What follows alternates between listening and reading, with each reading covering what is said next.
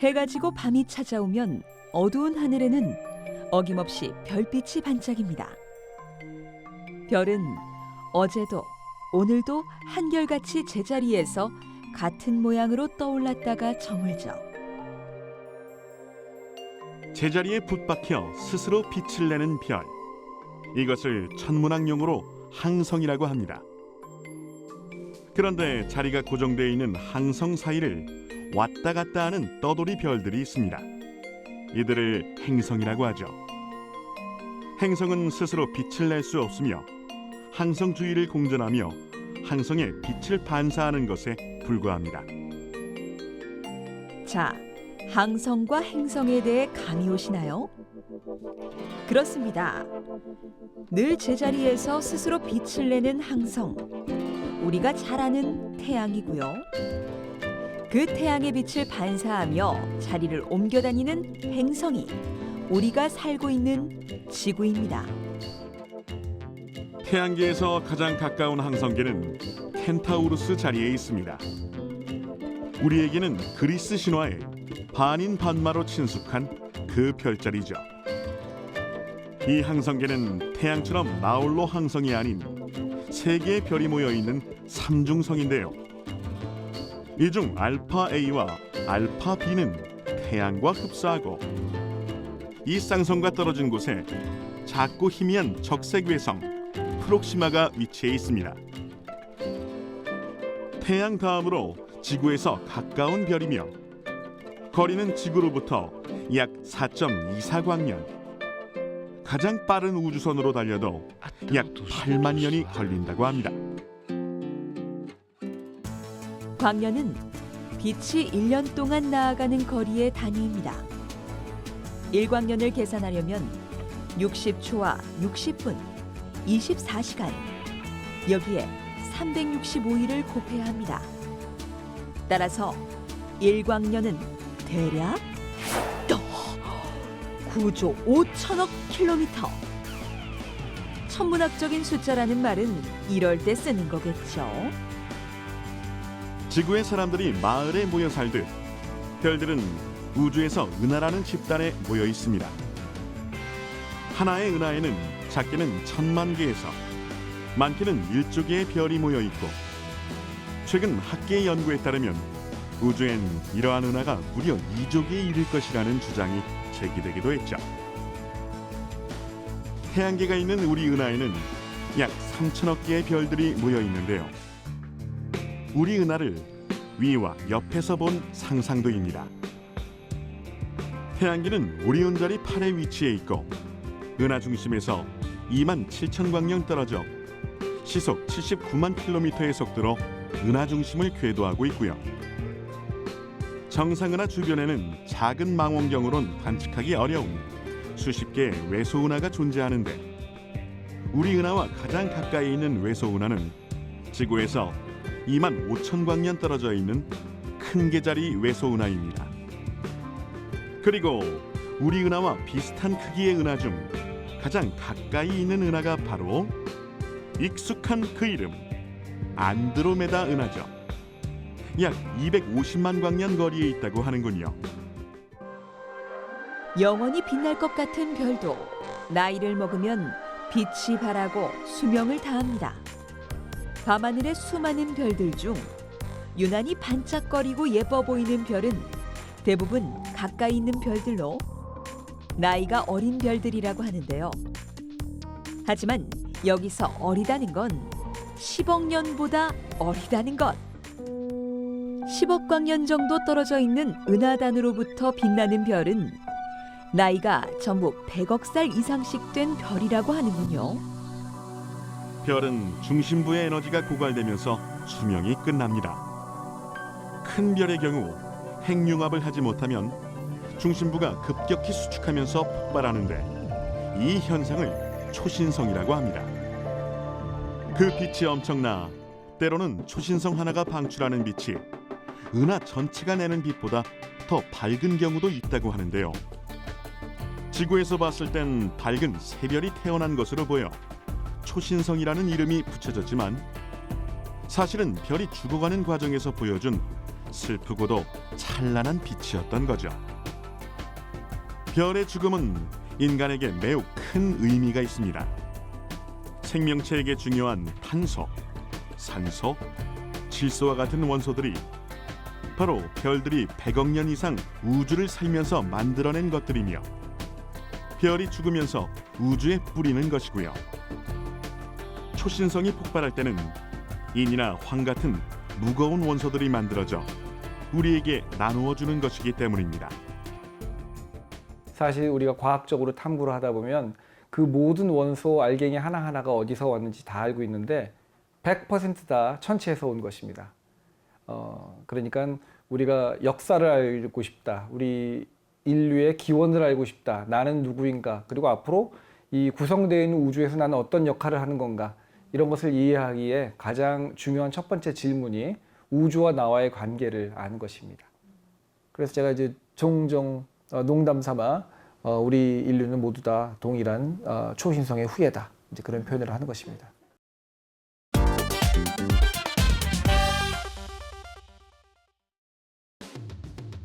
태양이라는 엄마별 곁에는 자식 8이 있습니다. 태양계의 8개 행성들은 물리적 특성상 2개의 무리로 나뉩니다.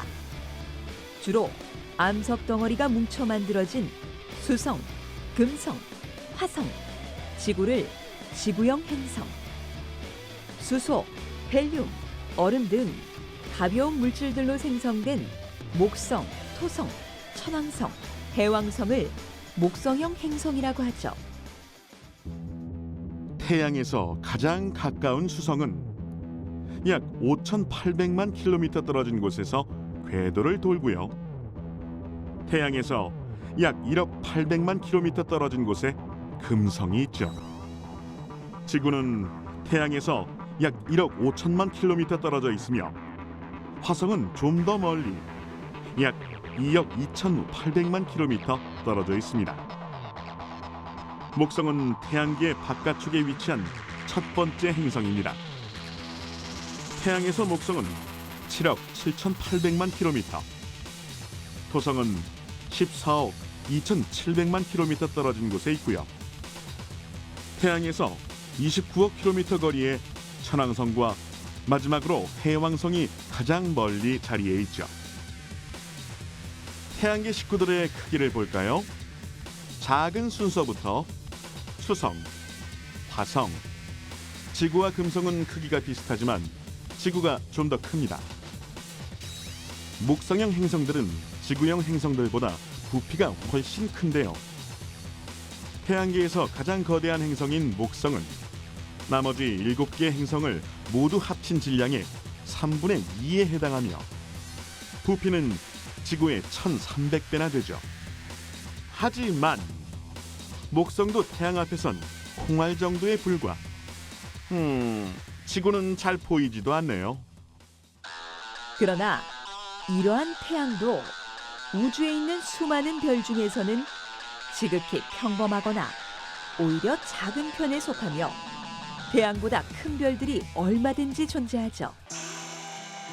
태양과 가장 가까이 있으며 가장 작은 행성인 수성의 특징부터 알아볼까요? 질량은 겨우 지구의 0.05배에 지나지 않지만 밀도는 지구와 거의 비슷한데요. 70%의 철과 30%의 암석으로 이루어진 작지만 단단한 강철 행성이죠.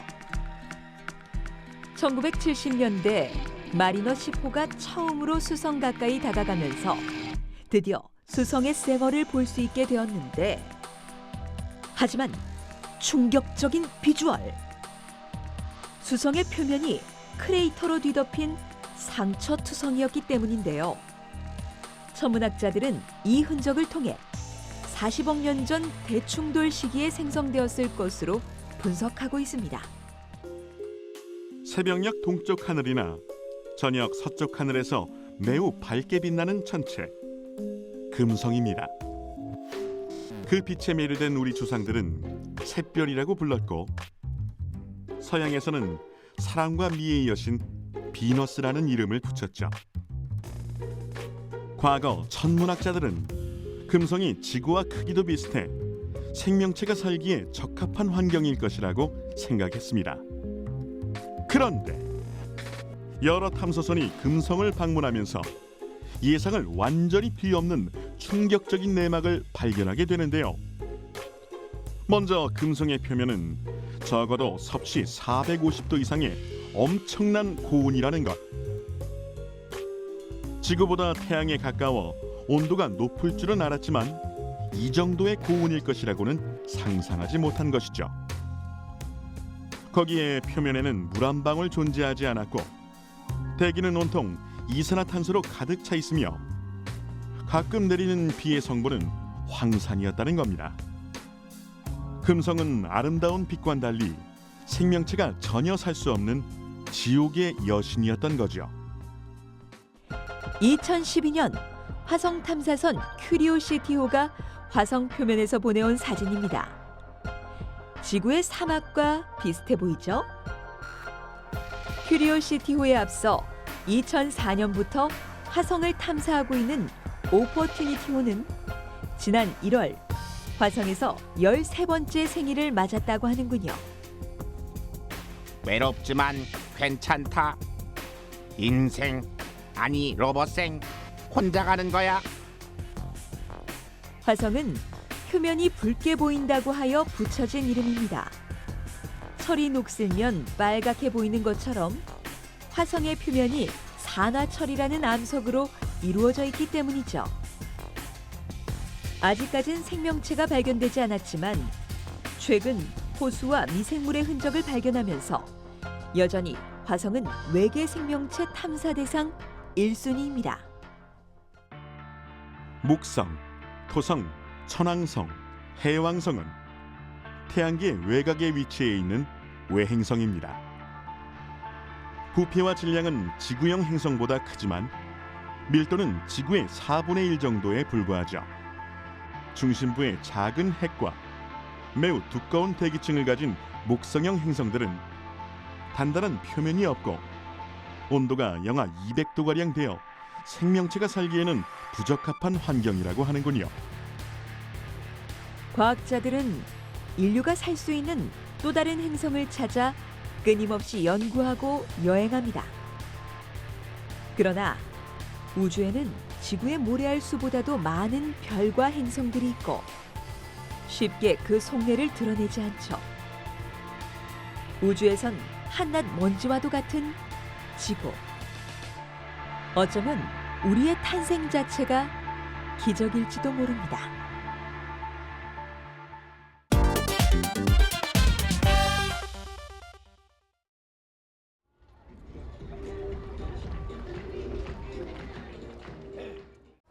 안녕하세요. 네, 안녕하세요. 안녕하세요. 안녕하세요. 안녕하세요. 반갑습니다. 반갑게 인사를 나누는 사람들. 공원 한복판에서 무언가 분주하게 준비하는 이들의 정체는 무엇일까요? 작은 만원경부터 전문가용 만원경까지 아마도 하늘과 관련이 있어 보입니다. 일반 분들이 천문대를 간다고 해도 또 시간을 내서 멀리 가셔야 되고 또 별 본다 그러면 굉장히 어려운 걸로 생각하시는데 저희들이 쉽게 감동을 받을 수 있는 기회들이 많다는 걸 알려드리려고 하고 있는 행사입니다. 더 많은 사람들과 하늘의 신비로움을 나누기 위한 별지기들의 도심 속 천체 관측 프로젝트. 작은 크기의 쌍안경부터 복합 굴절 망원경까지 제법 전문가의 포스가 느껴지지만 이들은 우주에 대한 로망 하나로 뭉친 일반인들이라고 합니다. 코동이야? 빨리 설치해. 너무 낮추면 또 너무 힘들 거야. 목성이 고도가 꽤 높아. 해가 지기 전 우리의 별인 태양을 먼저 관찰하기 위해 손발이 분주한데요. 태양에서 무엇을 볼 수 있을까요? 특정 활동이 좀 활발한 날이 있고요. 그렇지 않은 날이 있어서 태양 관측은 이렇게 좀 저희가 이렇게 예상하고 보여드리기가 어렵습니다. 근데 다행히 오늘은 좀 그래도 조금 있네요. 조금은. 1600년대 초 갈릴레이에 의해 처음으로 관측된 태양의 흑점. 태양 흑점은 강력한 자기장을 만들어내면서 태양의 표면이 주변보다 섭씨 1000도 정도 낮을 때 보이는 현상입니다. 이 검은 점을 확대해서 보면 흑점의 중심부에서 용암이 흘러나오듯 플라즈마가 분출되는 모습을 확인할 수 있는데요. 흑점이 많다는 것은 태양 활동이 왕성하다는 신호로 지구가 태양으로부터 받는 에너지가 많아진다는 의미라고 합니다. 진짜 조그마한데요? 네, 보이시죠? 아, 그게- 저게 한 지구 크기 정도 된다고 생각하시면 돼요. 어머, 보세요 여기. 너무 네. 조그만데 부장님 찾기 힘들어요. 이게 점인가? 흑점인가 아니면 매일 보는 해지만 해 속에 그런 흑점이 있다는 거 이론으로만 알고 있었지 또 실제로 보니까 신기하고 좋으네요. 태양의 흑점도 보았으니 이제 태양계의 다른 행성들과 또 다른 별들을 찾아보겠습니다. 별자리는 1년 내내 볼 수 있거나 계절에 따라 볼 수 있는 두 종류로 나뉘는데요. 여름으로 접어든 6월에는 어떤 별자리를 볼 수 있을까요? 인공 불빛이 적은 관측지에서는 여름의 밤하늘을 가로질러 흐르는 아름답고 신비한 은하수를 감상할 수 있습니다. 은하수 위로는 십자 모양의 백조자리가 펼쳐지고 은하수 양쪽에는 거문고 자리의 직녀성과 독수리 자리의 견우성이 서로를 바라보고 있죠. 데네브, 베가, 알타이르가 여름의 대삼각형을 이룹니다. 지금 하늘 보시면 이제 서쪽 하늘에 해가 지고 있고요. 이제 오늘은 하늘이 좋은 하늘이라 보시면 벌써 하늘이 프리즘 현상을 일으키고 있죠. 빨간색부터 노란색, 초록색, 파란색 이렇게 무지갯빛이 시작됐어요. 해질 무렵이 되면 이쪽은 점점 내려가고 이쪽이 이제 반대쪽이 이제 보라색으로 바뀌면서 별이 뜨는데요. 오늘은 목성이 곧 보일 것 같습니다. 앞으로 한 10분 정도만 있으면 이제 관측을 시작할 것 같습니다. 저기 있네. 말이 끝나기도 무섭게 목성을 발견한 행운의 사나이. 어디 목성이 어딨죠? 밝게 빛나는 목성만 봤습니다. 목성의 관찰로 더 많은 사람들의 집중이 하늘로 향하기 시작하고 건물이 있기 때문에 이오, 유로파, 가니메데, 칼리스토 이렇게 4개가 보여요. 그러니까 매일매일 위치가 바뀌니까 그 위치가 어떻게 있는지 보시고 그리고 목성의 줄무늬가 어떤 방향으로 어떻게 있는지 이오, 유로파, 가니메데, 칼리스토. 사람들이 기다리고 있는 이 이름의 주인공은 바로 목성 주위를 돌고 있는 천연위성 사형제입니다.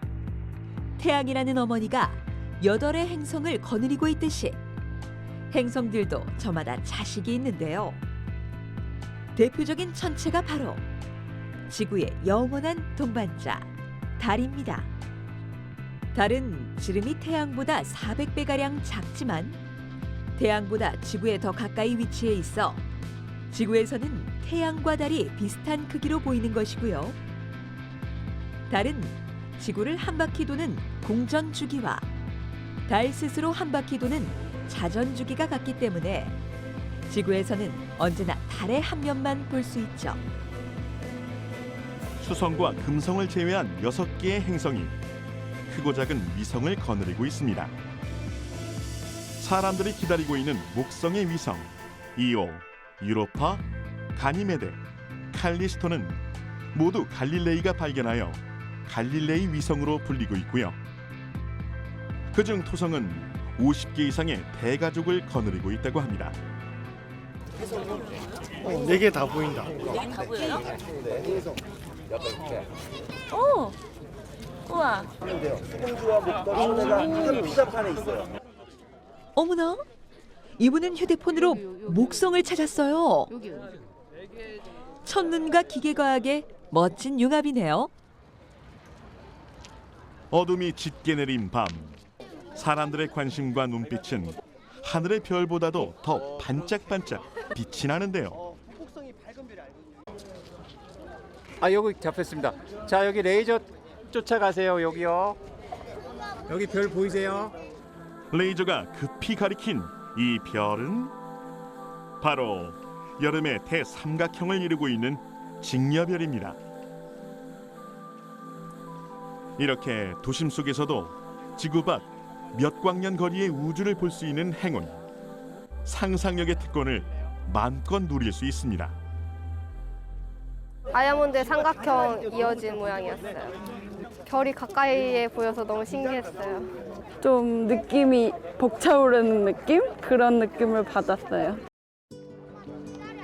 광활한 우주에서 펼쳐지는 별들의 잔치. 사람이 죽으면 별이 된다는 옛 이야기가 문득 떠오르는 밤이네요.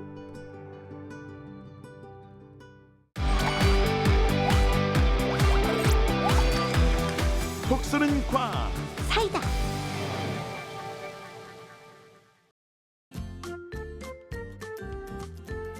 톡순이를 만나기로 했는데 너무 설레서 그런지 잠도 잘 못 자고 너무 일찍 나와 버렸어요.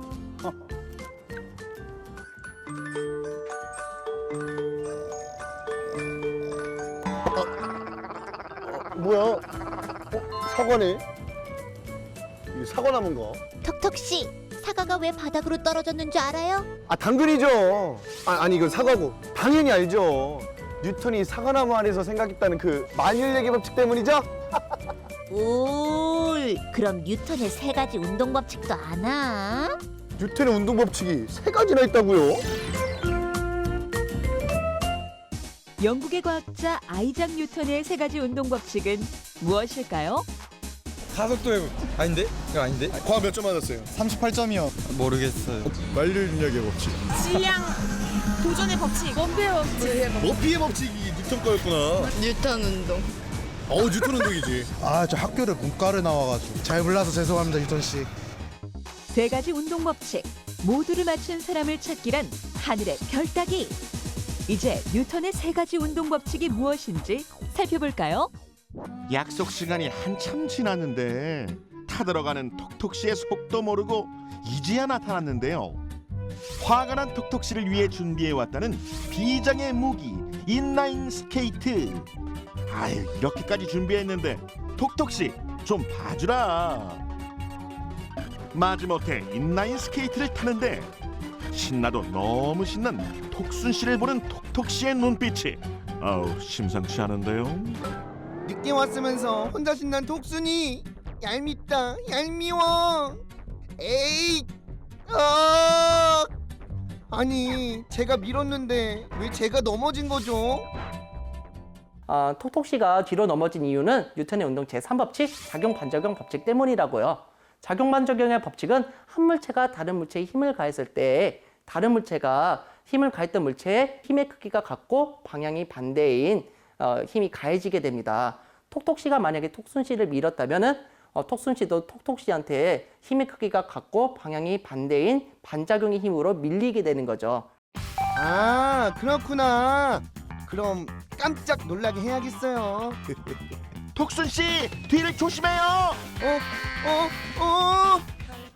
이건 어쩔 수 없었다고요.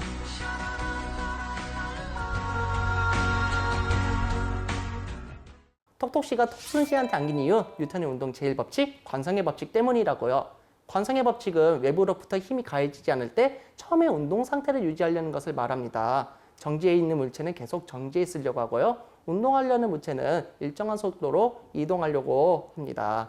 톡톡씨가 톡순씨한테 다가가려고 했을 때는 일정한 속도로 이동을 하고 있었어요. 그런데 톡순씨가 뒤를 돌아보자마자 놀라가지고 멈추려고 했지만 움직이려는 성질 때문에 어쩔 수 없이 톡순씨한테 안기게 된 거라고요. 아무리 봐도 일부러 그런 것 같단 말이야. 그렇다면 마지막 뉴턴의 운동 제2법칙은 무엇일까요? 인라인 스케이트를 타는 톡순씨와 톡톡씨. 두 사람을 같은 힘으로 밀었을 때 누가 더 멀리 갈까요? 당연히 묵직하고도 튼튼한 두 다리를 가진 제가 더 멀리 가죠. 물체의 가속도는 물체의 질량이 커질수록 작아지고 반대로 가해지는 힘이 클수록 가속도는 커지게 돼요. 그래서 질량이 작은 톡순씨가 더 멀리 나간다고요. 그렇다면 힘이 센 사람이 저를 밀어주면 더 멀리 가겠죠? 글쎄요. 톡톡 씨라면 씨름 선수가 와도 힘들 것 같은데요. 뉴턴은 운동 법칙을 남기고 저는 우승을 남길게요.